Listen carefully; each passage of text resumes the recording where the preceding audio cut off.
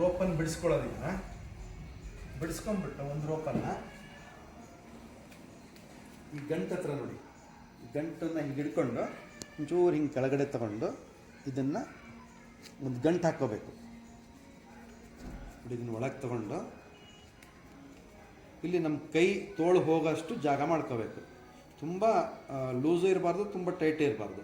ಈ ರೀತಿ ಒಂದು ಗಂಟು ಹಾಕ್ಕೋಬೇಕು, ನಾಟು ಹಾಕ್ಕೋಬೇಕು ನೋಡಿ. ಇಲ್ಲಿ ಹಾಕ್ಕೊಂಡು ಈ ನಾಟು ನಾವು ಹಾಕಿರ್ತೀವಲ್ಲ, ನಾವು ಹಾಕಿರೋ ನಾಟು ಹೊರಗೆ ಬರಬೇಕು.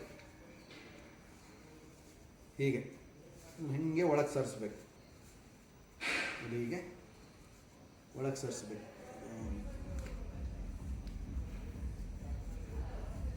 ಇದು ಅದನ್ನು ಇನ್ನೊಬ್ಬ ಸಹಾಯವನ್ನು ತಗೋಬೋದು ನೀವು ಮನೆಯಲ್ಲಿ ಯಾರು ಇದ್ದರೆ. ಈ ಥರ ನೋಡಿ, ಒರಿಜಿನಲ್ ಗಂಟು ಒಳಗಿದೆ, ನಾನು ಹಾಕಿರೋ ಗಂಟು ಹೊರಗಿದೆ.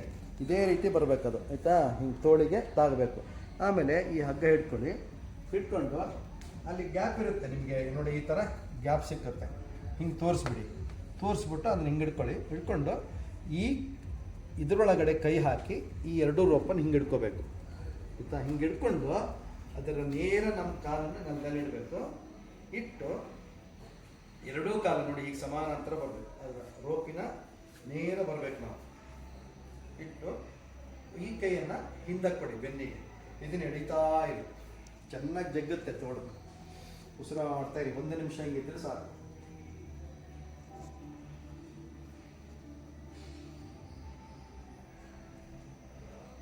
ಓಕೆನಾ?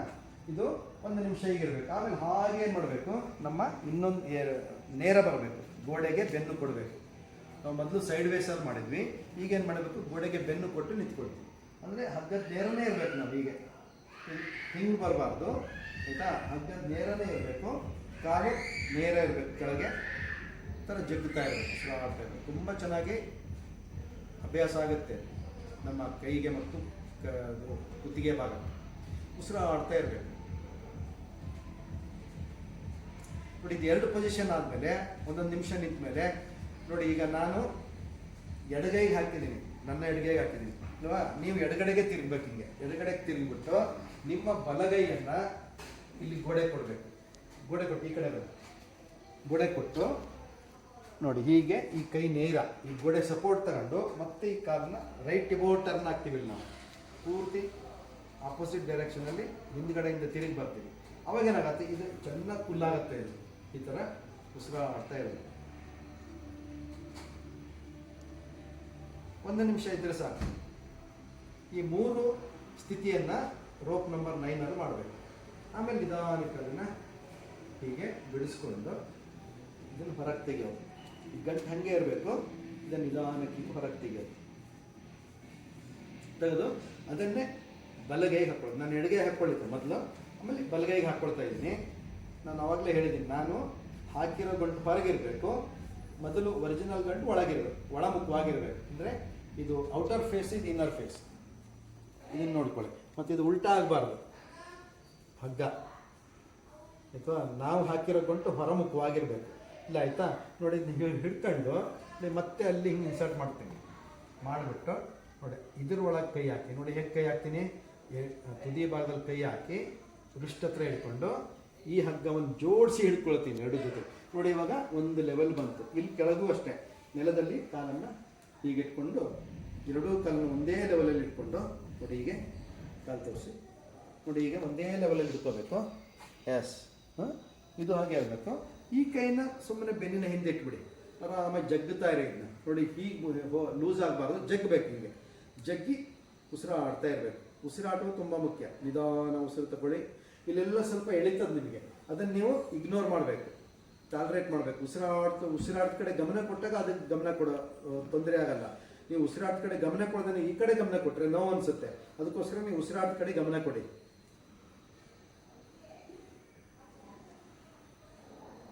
ಒಂದು ನಿಮಿಷ ಇದ್ದರೆ ಸಾಕು. ನೋಡಿ, ಹಾಗೆ ಪೊಸಿಷನ್ ಚೇಂಜ್. ನಾನು ಬಲಗೈಗೆ ಹಾಕಿದ್ದೀನಿ, ಎಡಕ್ಕೆ ತಿರುಗ್ತೀನಿ ಇವಾಗ, ಲೆಫ್ಟಿಗೆ ಅಂದರೆ ಫ್ರಂಟ್ ವ್ಯೂ.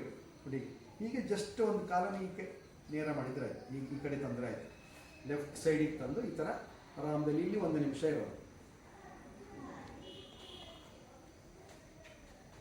ಈ ಥರ 1 ನಿಮಿಷ ಆರಾಮಾಗಿ ಉಸಿರಾಡ್ತಾ ಇರೋದು. ಇಲ್ಲಿ ಹೆಚ್ಚೊತ್ತಿದ್ರೂ ತೊಂದರೆ ಇಲ್ಲ, ಮಿನಿಮಮ್ 1 ನಿಮಿಷ ಇರಬೇಕು. ಇದಾದಮೇಲೆ ನಾವು ಯಾವ ಕೈಗೆ ರೋಪ್ ಹಾಕಿರ್ತೀವಲ್ಲೋ ಅದು ನಾನು ಬಲಗೈಗೆ ಹಾಕಿದ್ದೀನಿ, ಬಲಗಡೆಗೆ ತಿರುಗಬೇಕು ಮತ್ತು ಈ ಕಡೆಯಿಂದ ತಿರುಗಬಾರ್ದು.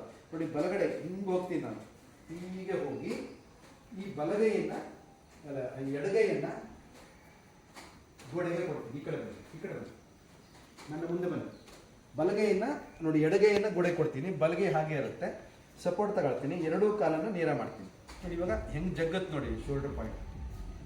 ನಮ್ಮ ಈ ಫ್ರೋಜನ್ ಶೋಲ್ಡರ್ಗೆ ತುಂಬ ರಿಲ್ಯಾಕ್ಸ್ ಆಗುತ್ತೆ, ಇಡೀ ಕೈಗೆ ವ್ಯಾಯಾಮ ಸಿಕ್ಕುತ್ತೆ. ಇಲ್ಲಿ ಇದನ್ನು ಹಿಂಗೆ ಮಡಚಬಾರ್ದು, ಮತ್ತು ಈ ಕೈನೂ ಕೂಡ ಹಿಂಗೆ ಮಡಚಬಾರ್ದು, ನೇರ ಇರಬೇಕು. ಈ ಕೈನೂ ನೇರ ಮಾಡಬೇಕು, ಎಲ್ಬೋ ಎರಡೂ ನೇರ ಇರಬೇಕು, ಮುಂದಕ್ಕೆ ನೋಡ್ತಾ ಉಸಿರಾಡ್ತಾ ಇರಬೇಕು. 1 ನಿಮಿಷ ಮಿನಿಮಮ್,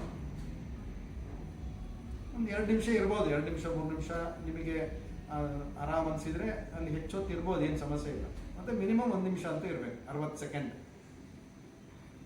ಎಸ್, ಇದಾದಮೇಲೆ ನಿಧಾನಕ್ಕೆ ನೋಡಿ, ಮೊದಲು ಕೈ ಹೊರಗೆ ಹಾಕೊಳ್ಳಿ, ಆಮೇಲೆ ಇದನ್ನು ಹೊರಗೆ ತಗೊಳ್ಳಿ, ಆಮೇಲೆ ಇದನ್ನು ಹೊರಗೆ ಬಿಡಿ. ಇದು ಬಲಗಡೆ ಮತ್ತು ಎಡಗಡೆ ಎರಡೂ ಕೈಯಲ್ಲಿ ನೋಡಿದಿರಿ. ಎಸ್, ನಿಲ್ಲಿಸ್ಕೊಳ್ಳಿ.